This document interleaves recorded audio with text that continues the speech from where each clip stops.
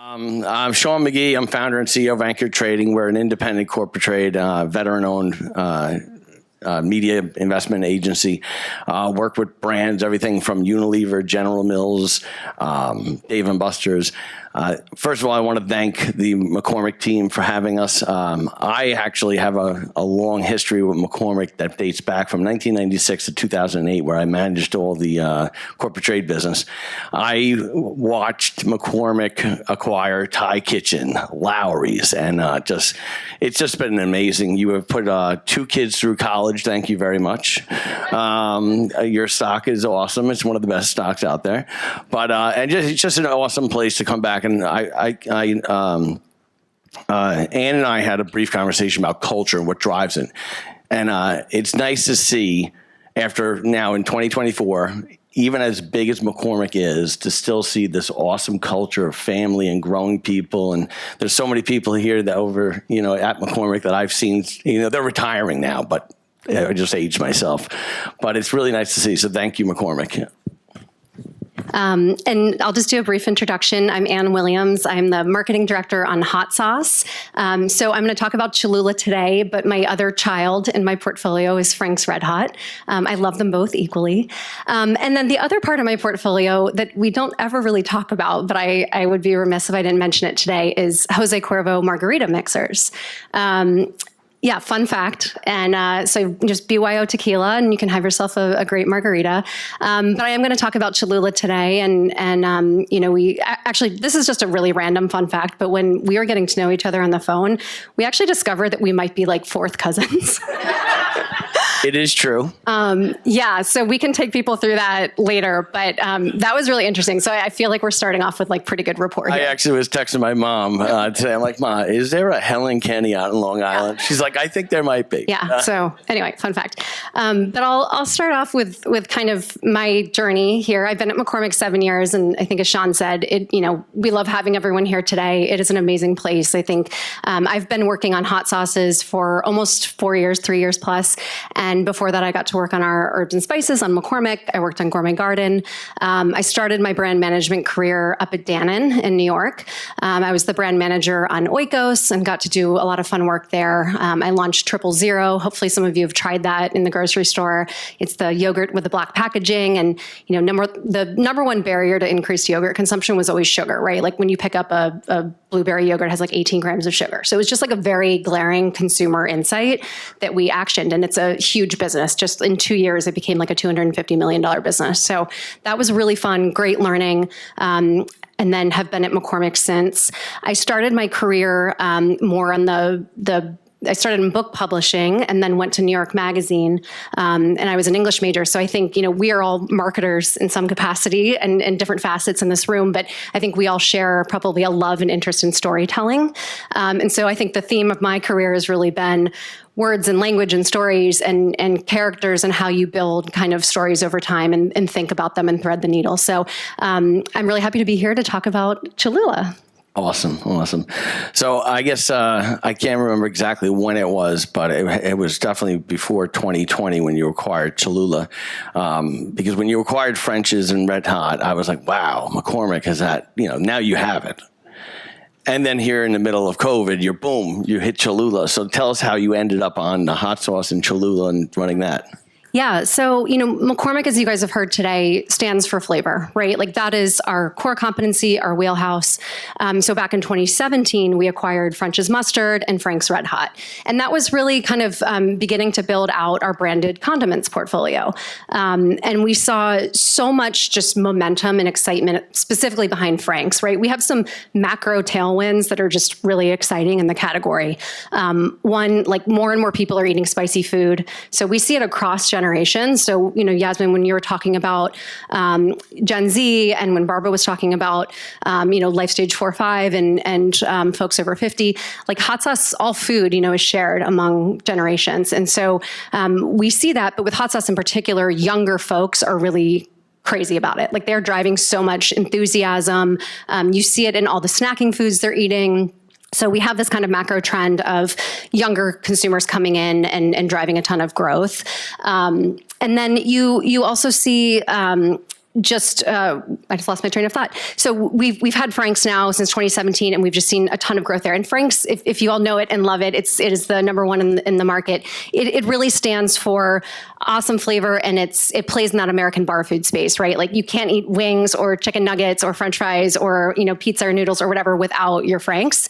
But we saw an opportunity in the hot sauce category to bring in a brand that delivered a different kind of flavor and spoke to a different consumer. So while Frank's plays in one space, there is so much momentum behind Mexican cuisine and really that subsegment of Mexican hot sauce. So we actually acquired it in late 2020. So during COVID, it was an interesting time. And it's just been so complementary to the portfolio. And it's fun to work on both the brands because there's so many similarities in terms of category and competition and how dynamic the market is right now. But they're very complementary, and we are really thoughtful about speaking to different consumers. And of course, there's some overlap, but people have their hot sauces for different times of day, different meals, different moments. And we're finding that people have 3, 4, 5, 6, 7, 10 plus hot sauces in their fridge sometimes if you're a fanatic like me. But they're using them for different things. So in many ways, Cholula was a very natural bolt on to the portfolio. And, as we talk about brand growth and the theme of today, they're going in very different directions. And it's really been an awesome experience to work on them together. Yeah, it's very interesting because it's, you have a ketchup and mustard's a little like spicy, right? So, but ketchup, you pick one ketchup, it's in your fridge. I've noticed we have a vacation home in Long Beach Island, and there's a store right in Bay Village where my girls work called Spice It Up. And I walk in there and I'm like, wow. Like, how do you, so many, but the amount of flavoring that goes into a hot sauce is very, very different than what a regular condiment would be, if you will. Now with Cholula, how are you looking to expand and grow that brand, right? I mean, it's everywhere, but yet it's not, right? Yeah. So Cholula has an amazing brand story, and not many people know it actually. So I'm going to indulge you all for a few minutes. It's really interesting. It's actually a 100-year-old brand, right? It's been around for a really long time. And it was born in a city called Chapala in the Jalisco region of Mexico. Chapala is also, the region generally is known for mariachi and tequila production and things like that. So it's a 100-year-old brand. And La Chila is actually the name of the woman on the bottle. Is there no Cholula in this room? Oh my gosh. It's in the gift bags. The woman on the bottle, she actually was a real person. She was the chef for the Jose Cuervo family, and she was a beloved abuelita figure. And so it has this amazing story. And again, it's this 100-year-old brand, but we've only had it for 3 years. So it's new to us, and there's so much upside in the story and how we tell the story. We look at all sorts of metrics. We talked a lot about data today. We're actually in under fewer than 10% of households. So as much as we all know and love Cholula, and I'm so passionate about the brand, there's so much opportunity to tell this rich, beautiful story. And over that 100-year history, the product's actually fundamentally unchanged. We are still using the same peppers, the Arbol and Pekin peppers grown in Mexico. It's produced in the same place. Like, so much of it has stayed consistent. And I think that's one of the beautiful things about the product is people now know what it is, and they expect and identify with this really awesome flavor that's very unique. Yeah, it really is unique. My favorite Cholula is your Chipotle flavor. Got a big fan of Chipotle, the restaurant, if you will, and so that's how it became. But that kind of dives us into innovation, right? So you get into flavors, and we've seen what flavoring innovation can do to a brand, to a business. Sometimes you go too far and too wide. It's we do a lot of work in flavoring with wine and spirits, right? We saw what happened with the vodka business, right? They started flavoring everything, and how do you control with innovation and use innovation to grow the brand equity, but yet, minimize your failures, if you will, and hitting the right taste market? Yeah. So when we think about our brand growth, we do see so much opportunity, and we stay really focused on hot sauce because that is what the product is today, what it's known for. So we're really focused on growing and investing in that part of it. But we know when we hear consumers talk about their passion for the flavors, and we see that they want it in more places. And we've spoken to a lot of consumers over the last couple of years, and just the excitement, and they're asking for this and that, and when's Cholula going to go do this? And we're like, oh, hold on a minute, it's coming. But innovation's a big part of it. I'm going to do my show and tell portion now. It's very exciting. I told you I would bring you back to tequila, so I'm going to start with that one. We think about innovation both like on our base business, right, and just bringing news to the hot sauce category. This is actually our Reserva line. It's a tequila and lime product that we launched just last year. It is an amazing product. I really encourage folks to try it. It's made with 100% agave tequila, sourced in Mexico, and it's the base Cholula, the original Cholula flavor, and made with natural lime. So it's a really cool product. It's really incremental, and we've seen like incredible repeat on it. I think when we think about Cholula as not a new brand, but a new brand to us and a new brand to a lot of people. Like I echo what Yasmin said, like trial. We're just trying to get our message out there. But a really important metric for us is repeat, right? Like we need to make sure that we are not just launching stuff, but launching stuff that tastes amazing and is true to kind of the ethos and origin of the brand. So I want to just quickly plug Reserva here. Yeah, thank you. It's my Vanna White. And then this is maybe, I have 3 kids, and this is maybe my 4th child. So I'm going to talk about salsa as well. We launched this last year. This has been a multi-year project. I think so many of the McCormick folks in this room have touched and worked on this project. But when I was talking about consumers, we spend so much time listening. And I think that's such a critical part of all of our jobs is we talk a lot, but we listen, right? And what do you want? What are you excited about? And overwhelmingly people said, salsa, please do a salsa. Like there are so many salsas out there when you go to the grocery store, but there are not a lot of shelf stable ones that are like really exciting and doing things that are different. So I'm going to talk about this one for a little bit, and I hope you guys can try this one. I'll give some away too. But so we knew consumers were interested in a salsa. And we did a couple things. We wanted to stay true to kind of, again, the spirit of the brand and what's made our hot sauce so successful. So we said, okay, let's bring over some of those familiar flavor profiles. So we have an original, a salsa verde, and a chipotle, which very much mirrors the portfolio within hot sauce. And we use a lot of the same peppers, again, those arbol and pekin. And really when we were developing them, we have an incredible R&D group here. Like they're amazing. They're on the ground in Mexico, like tasting and making sure everything's really authentic. But when we made this, we said, we're a room full of marketers, so half our job is convincing finance to let us do things a lot. So this was one where we said, we need the best quality products. Like we know our loyalists and what they're passionate about, and they've come to expect a certain flavor from Cholula. And we didn't relinquish. So we kept pushing, and this product is actually made outside San Miguel, Mexico, and it's made with fresh onions, fresh tomatoes, fresh peppers. Lindsay's on my team, and we've been down there and like seen them like putting the peppers through the grinder. It's incredible, and I think you can taste that experience in the product. So we're really proud of this one as an organization. In just a year, it's actually the number 10 salsa at Walmart, which like if you go to a Walmart, there's like 30 plus salsas on the shelf. And this is even with like the Tostitos of the world. So we're really proud of this one. And innovation is a big lever for us. We're thinking a lot about it. I think we're trying to strike the balance between staying true to the brand and like protecting the integrity of the flavor. But, there's also kind of a place to play for fun experimentation, and some things will work, some things won't. And that's okay. And I think we have kind of the support of the organization to move quickly and make choices. And, sometimes we have, we've also talked about this a lot today. McCormick has so much data. Like sometimes it's overwhelming and it's an amazing thing. And sometimes I think we just say like, what does your gut say? Like you need to know 70 or 80% and just go and make the choice and move quickly. So it's been really fun to work on this brand because I think we have that support, and the ability to move quickly and get just really amazing products out there has been pretty exciting. And I will just say, I can't give away too much, but there's a lot more to come. So please stay tuned and check out Cholula over the next year or so.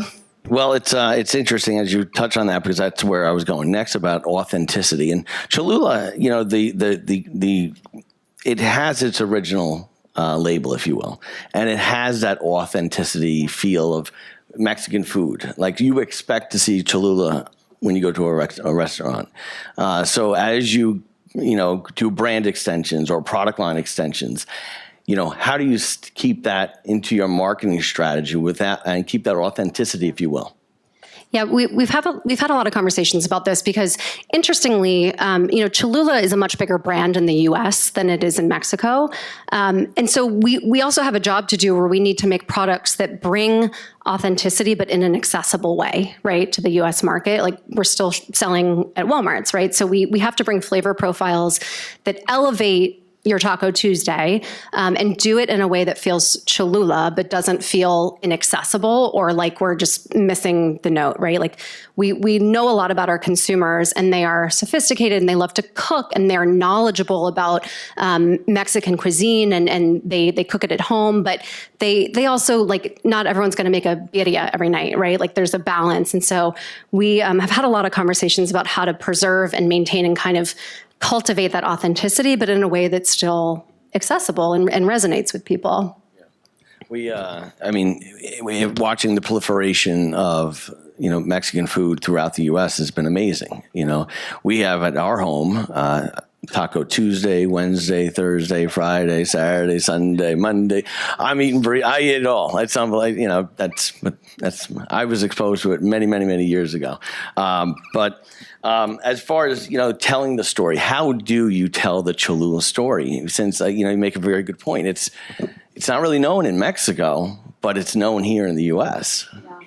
When you were just saying that, it reminded me, and probably a lot of people know this already, but Gen Z is the first generation to prefer Mexican food over Italian. And I think just like that macro trend and that kind of tailwind is an incredible dynamic for this brand as well. But what was it? I just totally lost my train of thought, Sean. Yes, it's 4:30 on a Friday. Well, it is. You can see that. I see that in my children, right? So I have a sophomore. Well, you were talking about the Gen Z and how it's the staple now for them. I grew up with Irish fare, so anything outside of that, I was like, I'll eat anything. But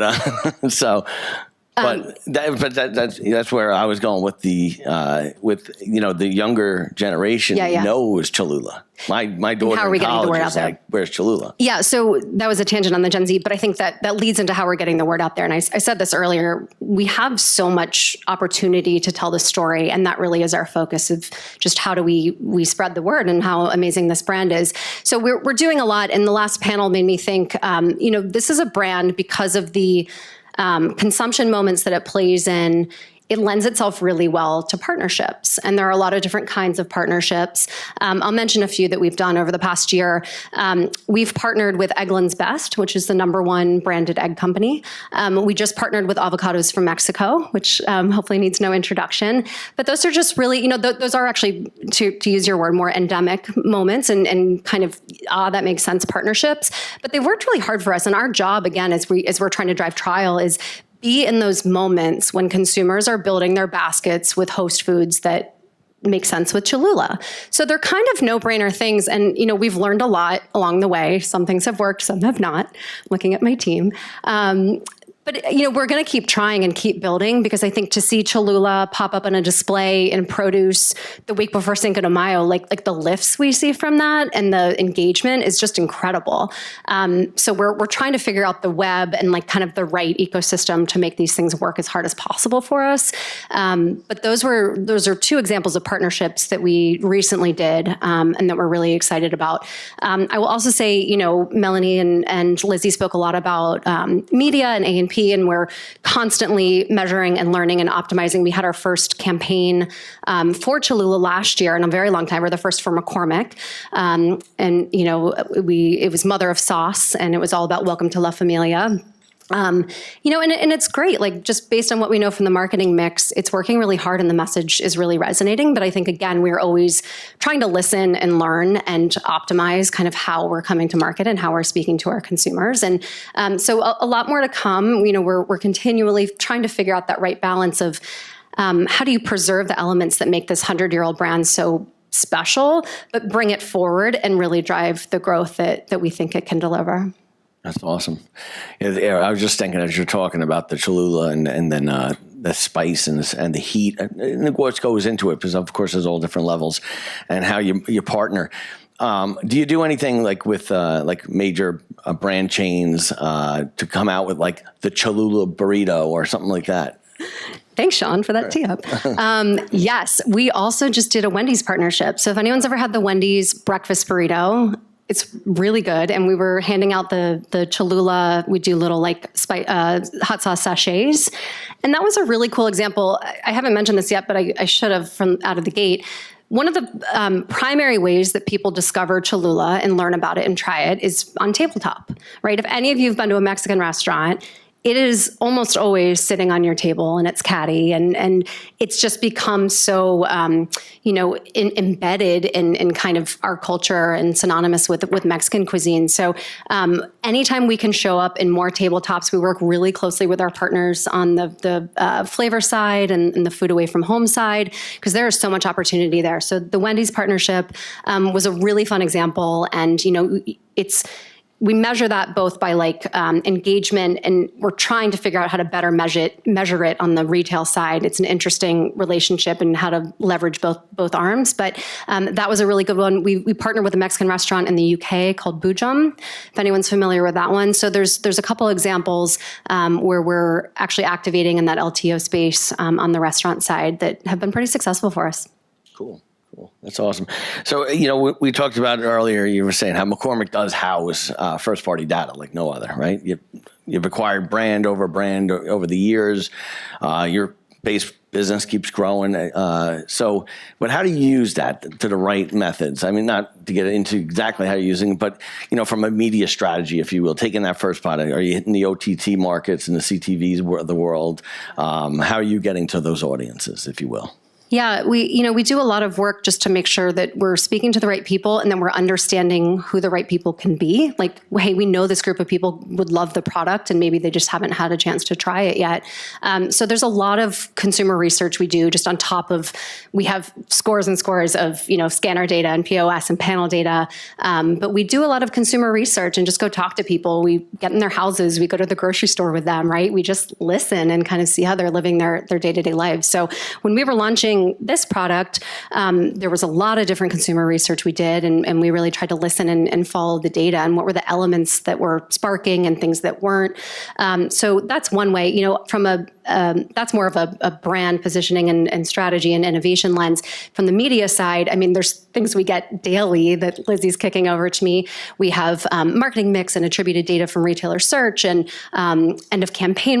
There's so much that we're learning and just consistently, constantly optimizing. So I think we are learning a lot. One of my favorite things, this is really old school, but like, we just will go through and like read the Amazon reviews, just like what are the comments, like what are people saying? And we'll pull out like really fun things that kind of spark insight. There's so many ways to glean data. McCormick has so much. I think we've gotten really sophisticated in just how we automate it and make it really usable in our day-to-day desk job. So just a couple of examples. But as I was saying, I think you can't possibly every day use all the data at your disposal. So sometimes you just got to make some choices and go. Agreed. Especially as a media data company, believe me, I know that. One of the things we did see some red hot campaigns. What is some recent Cholula campaigns that excite you, that are really cool that you recently did?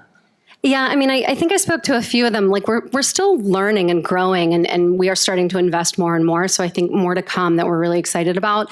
But some of the organic, the organic behavior surrounding some of these partnerships has been really great. And we are lucky to have a brand that has, like what we were talking with Molson Coors, there are such built-in fans. Like people love Cholula. Like we have seen pictures, and you can Google it. People have designed like holsters for their Cholula hot sauce. You can buy it on Amazon. Like there's like just really incredible organic, passionate consumer behavior happening. And when our social team just kind of gets really surgical and grabs onto that, I think that is really fun and just sparks like a lot of passion. Now, is that like a brand team requirement or tattoo of Cholula, or? I would have been fired a long time ago. Well, I'm privately held, so I'm thinking of making everyone getting an anchor. Dean? So the future, Cholula's future. What is the most exciting thing about it? I mean, the world's wide open for the brand.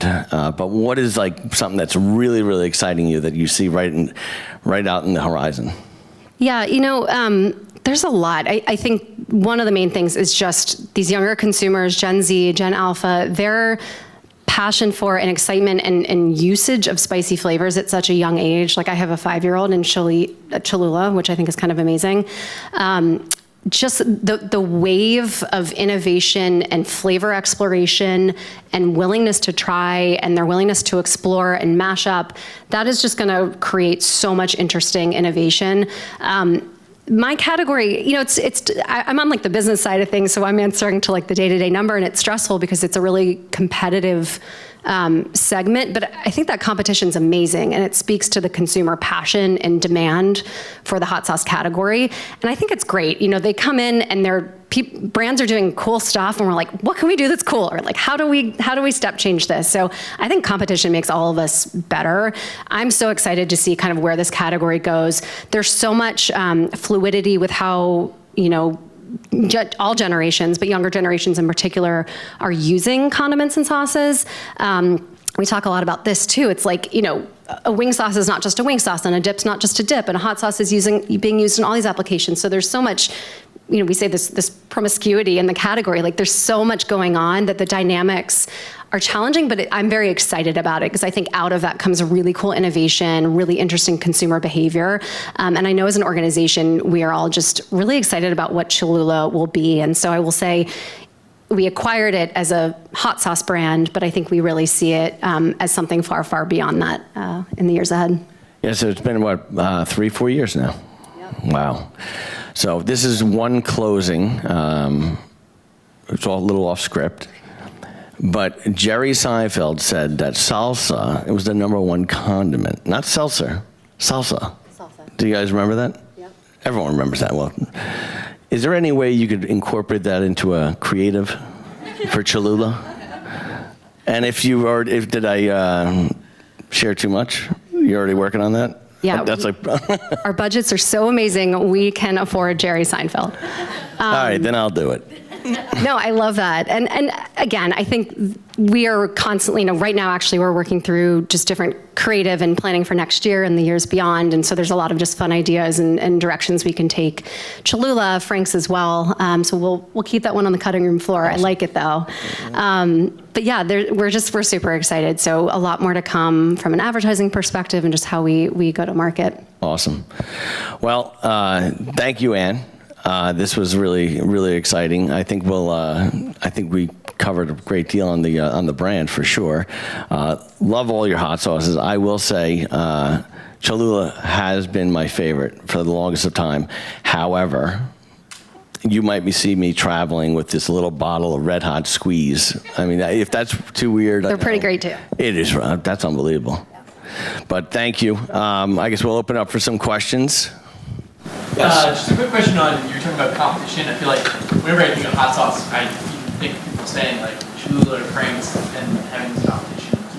How do you keep those different lanes between the two brands, that there is overlap, that you're also reaching those different audiences? Yeah, it's a great question. There's a lot of just natural kind of overlap between them. Like we'll look at our switching data, for example, and because they're the two biggest brands in the category, like it's inevitable that there's some interaction, and that's okay. Like I want people to love both my brands and have them both in their refrigerator or tabletop. But we are very planful and thoughtful about who we're talking to, the tactics we're using to reach them, our go-to-market, like our tone of voice, how we show up. The advertising looks very different. Cholula, for example, spans actually a lot of generations. Like we see our heaviest consumption in folks who are kind of 45 plus, and that's great. They have time to cook. They have disposable income for the most part, and it is more of a premium consumer. And people speak to those premium elements of the brand. The wood cap is so iconic, and it's like it's a whole product experience. So it's something we'll never deviate from. But Cholula really plays in one place, and again, it goes back to host food and Mexican cuisine, and that is very much its swim lane. Frank's plays a different role, right? It pairs well with different foods. It speaks to a different consumer. Like there's a lot more we're doing and talking to Gen Zers and millennials. So they definitely have their swim lanes, but it's okay if there's some natural interplay between them. That's kind of the dynamic of the category. I had a question just on, in terms of, comparing Frank's to Cholula. Are they sold in different parts of the grocery store, and does that present a challenge for you in terms of marketing and just navigating?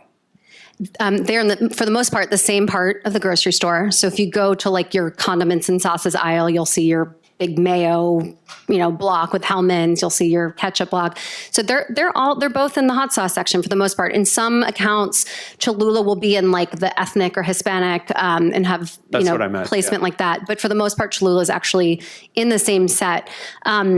I think it's a rising tide lifts all boats, and we're investing in both brands. And again, they bring in different consumers, they play different roles. So it's actually a really great category story. And when we go and talk to our customers, there's a very clear role for both. And so they've been able to get on board with that. We are very innovation focused at the moment. So we do have to have conversations about prioritization and how we think about the different pieces. But for the most part, they've been pretty symbiotic, and we've been able to balance it. And it's usually almost always the same buyer. So we can go and talk to them about both brands and what they're each respectively bringing, and how the kind of joint investment from McCormick. Thank you so much, guys. Thank you. Thank you. Hey,